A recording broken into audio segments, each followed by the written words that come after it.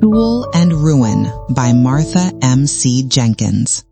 Vivienne Thorne. The name itself was whispered in hushed reverence amongst the city's elite, a synonym for matrimonial perfection. Her creations were not mere weddings. They were ephemeral masterpieces, woven from the finest silks, scented with the rarest blooms, and illuminated by the soft glow of genuine happiness. Each detail, from the bespoke invitations to the final sparkler of the send-off, was a testament to her impeccable taste, her unparalleled skill, and her almost unnerving foresight. Yet, beneath the veneer of perfect tulle and clinking champagne flutes, a tempest brewed, a storm of meticulously calculated vengeance. Each flawlessly executed celebration was a carefully constructed act, designed not to unite, but to unravel. Her targets were the men who had once held her heart, only to shatter it into a million irreparable pieces, leaving her adrift in a sea of broken promises and stolen futures. Her most potent weapon, a secret so profound it bordered on myth, was a tarnished silver compact, an heirloom passed down through generations, capable of bending reality itself with a whispered incantation and a flick of her wrist. The city buzzed with the feverish anticipation of the union between Marcus Thorne, a titan of industry whose empire spanned continents, and Isabella Vance, a vision of ethereal beauty whose lineage was as impeccable as her wardrobe. Vivienne, hand-picked by the bride's anxious parents, exuded an air of serene professionalism as she surveyed the sprawling vineyard estate. Her sharp gaze swept across the manicured lawns, the ancient oaks, the meticulously arranged floral displays, noting every potential vulnerability, every possibility for disruption. The guests, draped in designer gowns and bespoke suits, raised their glasses in joyous toasts to the happy couple, utterly oblivious to the chilling undercurrent of Vivienne's purpose. Marcus, her first love, the man who had promised her forever before vanishing with the inheritance that was rightfully hers, was positioned squarely at the heart of her meticulously planned unraveling. He looked older, his chiseled jaw now lined with the pressures of his empire. His eyes, once so full of passion for her, now reflected the adoring gaze of Isabella. A phantom ache resonated in Vivienne's chest, a ghost of a wound that had never truly healed. Later, under the velvet canopy of the night sky, the reception was in full swing. The air thrummed with music, laughter, and the effervescent clinking of glasses. The champagne tower, a magnificent architectural feat of shimmering crystal, stood proudly at the center of the dance floor, a testament to extravagant celebration.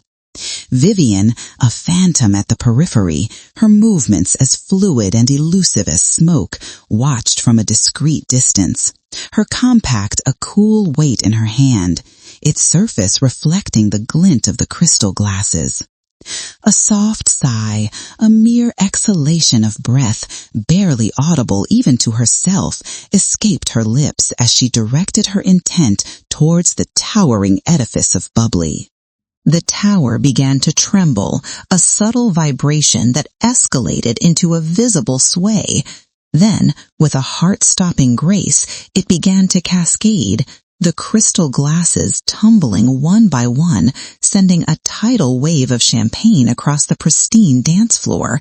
The eruption of laughter quickly turned to gasps of shock as the golden liquid drenched the groom, his bewildered father, and several unsuspecting guests. The murmuring among the attendees intensified, no longer dismissing the oddities, but coalescing into whispers of bad omens and ill-fated unions. Isabella, her face a mask of forced composure, dabbed at Marcus's silk jacket with a napkin, her manicured nails digging in slightly. Marcus, for his part, simply stared at the soapy residue on his expensive attire, a grimace tightening his lips. But Vivienne's masterpiece was yet to unfold. As the night deepened and the jazz band kicked into a lively, almost frenetic crescendo, the ornate chandeliers overhead began to flicker erratically. Each pulse of light seemed to synchronize with the frantic, almost violent beat of Vivienne's own heart. The guests, their earlier unease now amplified, cast nervous glances upwards. With a final, decisive turn of her compact, a subtle twist of her wrist that felt like a surgeon's precise incision, the largest, most ornate chandelier, suspended directly above the head table, began to swing. It creaked, a mournful groan that echoed through the suddenly hushed hall. It groaned again, a more desperate, agonizing sound, and then, with a deafening crash that shattered the night and the illusion of celebration, it fell. Shards of crystal rained down like deadly icicles, narrowly missing the bride's table as it embedded itself in the center of the floor with a final earth-shattering thud. A wave of primal screams ripped through the hall. Chaos erupted, the fairy tale wedding dissolving with terrifying speed into a spectacle of panic, destruction, and sheer terror. Vivienne, a phantom in the ensuing pandemonium, her face a mask of cool, detached satisfaction, slipped away. The scent of shattered glass and spilled champagne hung heavy in the air, a perfumed testament to her artistry. She was already planning her next meticulously orchestrated downfall. The gossip columns, as expected, feasted on the ruin of the Thorne-Vance wedding. The narrative that emerged was a cacophony of theories, attributing the disaster to everything from faulty wiring and an overeager catering staff to a rogue gust of wind amplified by unfortunate acoustics. No one, not a soul, suspected the elegant wedding planner, the architect of their fairy tale, was the architect of their nightmare. Vivienne, in the solitude of her meticulously organized apartment, a sanctuary of calm, punctuated only by the soft glow of ambient lighting, poured herself a generous glass of aged whiskey. The amber liquid swirled in the crystal, mirroring the reflection in her compact.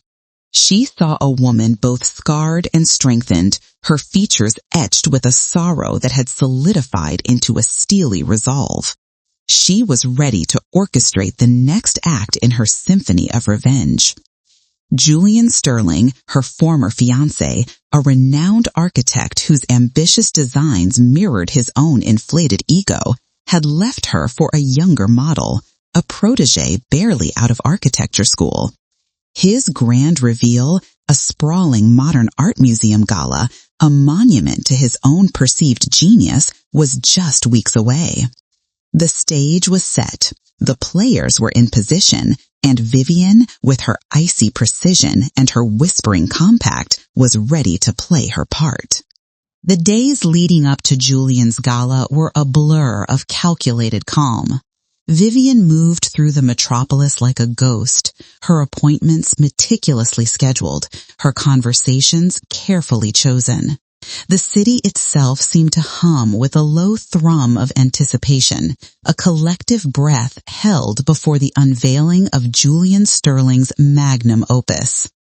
The museum, a starkly modern edifice of glass and steel, stood as a testament to his architectural prowess, a structure designed to be as enduring as his ego.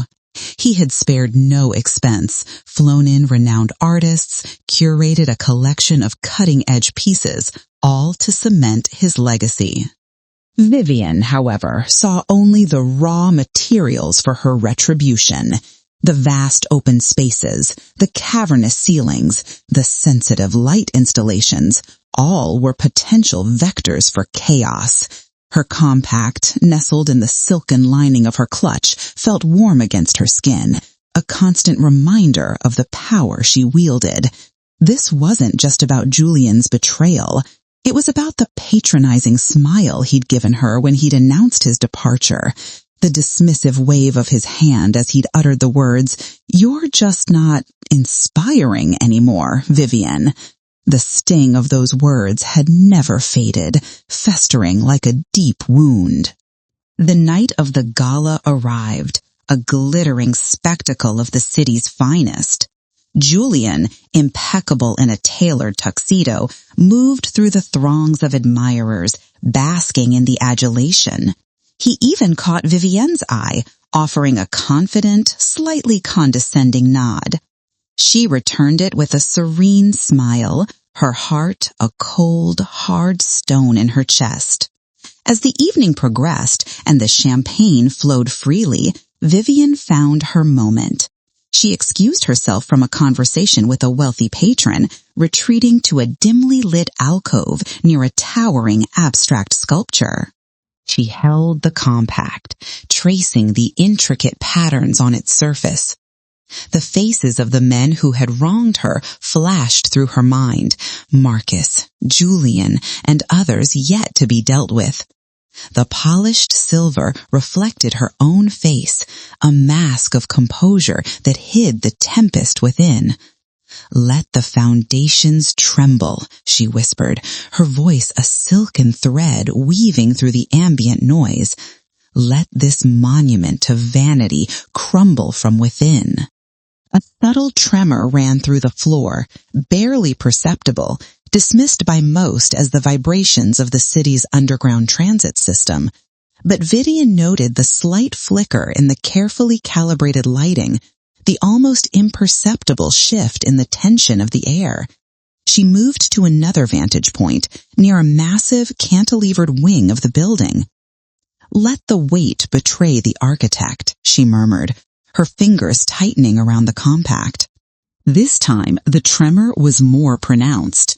A gasp went through the crowd as a section of the ceiling, a meticulously designed acoustic panel, detached itself and fell with a startling clatter onto an empty patch of floor. Panic began to ripple through the attendees. Julian, his face paling, rushed towards the disturbance, demanding explanations from the museum director. Vivienne, however, wasn't finished. Her gaze fell upon the centerpiece of the gala, a massive, custom-made kinetic sculpture that was supposed to be the highlight of the evening, a testament to Julian's daring architectural vision. With a final, almost weary sigh, she focused her intent. "And let the art itself become the undoing," she whispered. The sculpture, a complex arrangement of chrome and glass rods, began to move, its graceful dance faltering. It sputtered, juddered, and then, with a screech of tortured metal, its delicate balance was lost. Arms swung wildly, not in their intended artistic flourish, but in a destructive frenzy. Glass shattered, sending razor-sharp shards flying outwards. The sculpture lurched, then toppled, crashing into a display of priceless ancient artifacts, reducing them to dust and debris. Screams erupted, a symphony of terror replacing the earlier polite chatter. Julian stood frozen, his face a picture of disbelief and horror, surrounded by the wreckage of his triumph. Vivienne, her mission accomplished, melted into the chaos. As she walked away from the pandemonium, the compact felt heavier in her hand, and a faint, phantom ache settled in her bones, a subtle echo of the destruction she had wrought. The aftermath was a medias circus. Julian's career, once soaring, plummeted. Accusations of negligence, shoddy construction, and a profound lack of oversight plagued him. He was ruined, his reputation shattered as completely as the artifacts in his museum. Vivienne read the headlines with a detached satisfaction, sipping her whiskey, the taste of victory mingling with a growing weariness.